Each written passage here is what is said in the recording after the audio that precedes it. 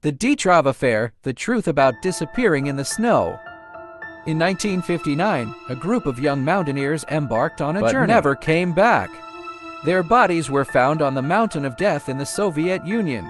The manner of death was so bizarre that there is still no reasonable explanation. It was an accident. Or did they run into something they shouldn't have seen? Let's dive into this world-class unsolved case. Explore the last desperate moment of this group of climbers. Chapter 1: The Best Climbing Journey. January 23, 1959. 10 climbers from the Ural Institute of Technology formed an expedition, planning a trip to Mount Otter in the Ural Mountains of the Soviet Union. Kolot-Syakhl. This mountain means Mountain of Death in the local Mansi language. Member of a mountaineering team. The leader of the team was Igor Dyatlov. Igor Dyatlov, the other members were experienced mountaineers, aged between 20 and 30. The only woman in the team was Lyudmila Dubinina. Lyudmila Dubinina, she died in the most bizarre manner. On January 27th, they entered the mountains and began their climb. But the next day, one of them was Yuri Eugene. Yuri Yudin returns due to illness. This decision leaves him as the only survivor. From here on, the fate of the 9 climbers was destined to be irreversible. Chapter 2: The Disappearing Mountaineering Team. The mountaineering team was originally expected to return on February 12th, but no news came.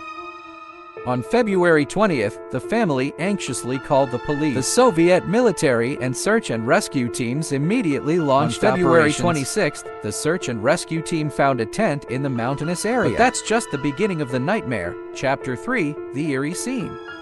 When the search and rescue team found the camp, they found one tent that had been cut open.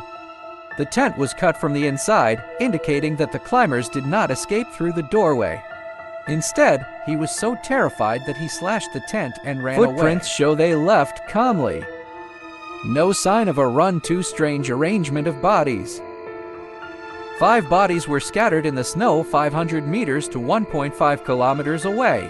4 more bodies were found a month later in a deeper valley. 2 of the bodies had fractures all over their bodies, but there is no obvious trauma on the surface of the skin, as if it has suffered intense pressure. 3 Lyudmila's horrible remains. Her tongue, eyes, lips, facial tissue were peeled off. But the wound doesn't look like an animal bite. Instead, it's like some kind of precise surgical treatment. There was a huge clot in her stomach. It means she was still alive when she lost her tongue.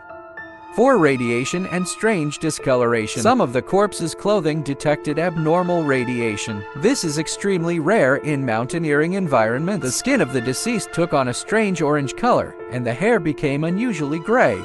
It seems to be affected by some unknown substance. Chapter 4: The Murderer Behind the Scenes. After this incident, numerous theories have emerged, but nothing has been fully confirmed so far. One official version: avalanches and extremes. The official statement of the Soviet government was, climbers flee tents in horror as small-scale avalanche freeze to death in a low-temperature environment. But this statement is full of loopholes. There are no signs of an avalanche, the tent is still intact, and there is no abnormal displacement of the snow layer. The injuries to the corpse were not caused by an avalanche, but more like being smashed by high pressure. 2 aliens and unidentified flying objects, UFOs. That night, many witnesses claimed to have seen strange orange balls of light appeared in the sky. Some people believe that the climbers witnessed some kind of government-hidden technology, even related to aliens. But this is still just speculation, as there is no definitive UFO evidence. 3 military experiments, ultrasonic weapons, or secret testing. The incident took place near the Soviet military experimental area. Some believe that this group of climbers strayed into the restricted area, attacked by some kind of high-powered weapon, ruptured inside the bone but no trauma, damage similar to high-pressure airwaves or shockwave weapons.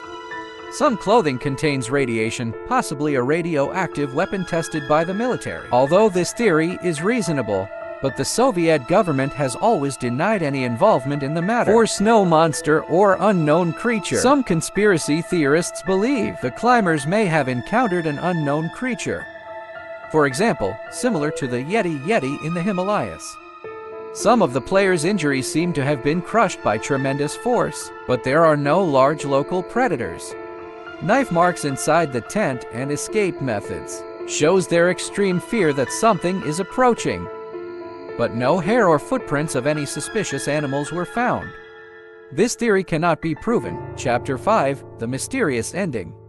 In 1959, the Soviet government took action after the incident, quickly blocked the investigation report and classified the information as confidential. Until the collapse of the Soviet Union in the 1990s, some classified documents have only been released, but key details are still missing. Adds to the mystery of the case. The final official conclusion was that the climber died by unknown forces of nature. But what exactly is this force of nature? Why did some of the corpses rupture internally, but there was no trauma? Why did Lyudmila's tongue and eyes mysteriously disappear?